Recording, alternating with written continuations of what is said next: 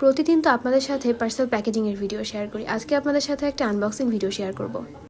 একজন পেজ ওনার হয়েও product order দিয়ে পার্সেলের জন্য অধীর আগ্রহে অপেক্ষা করছিলাম আমি। আমি অর্ডার দিয়েছিলাম অলিভ অয়েল, যেটা আমাদের দেশীয় ব্র্যান্ড স্কিনোর প্রোডাক্ট ছিল। অলিভ অয়েলটার প্যাকেজিং অনেক ভালো ছিল অ্যান্ড প্রাইস অনুযায়ী আমার কাছে এটার পরিমাণ বেশ পারফেক্টই মনে হয়েছে। আর আপনারা চাইলে সামনের একটা ভিডিওতে আমি এটার রিভিউ শেয়ার করব। আর পার্সেল আনবক্সিংয়ের পরেই আমি আর আমার বোন চলে যাই প্রোডাক্টের শ্যুটের জন্য দরকারি কিছু জিনিসপত্র কিনতে।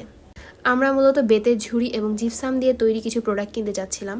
আমরা এই এলাকায় নতুন হওয়ায় আসলে এইসব জিনিস কোথায় পাওয়া যায় ওই টাইপের দোকান আমরা খুঁজে পাচ্ছিলাম না।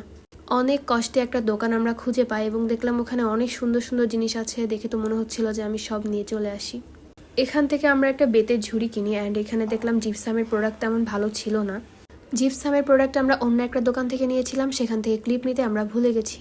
রাস্তার পাশে একটা চায়ের দোকান দেখি, তাই মনে হলো একটু চা খাই, কিন্তু লজ্জায় সেখানে বসতে পারি নাই, তাই রাস্তায় দাঁড়ায় দাঁড়ায় চা খাচ্ছিলাম অ্যান্ড আমাদের জিভ বাও পুড়ে গিয়েছিল।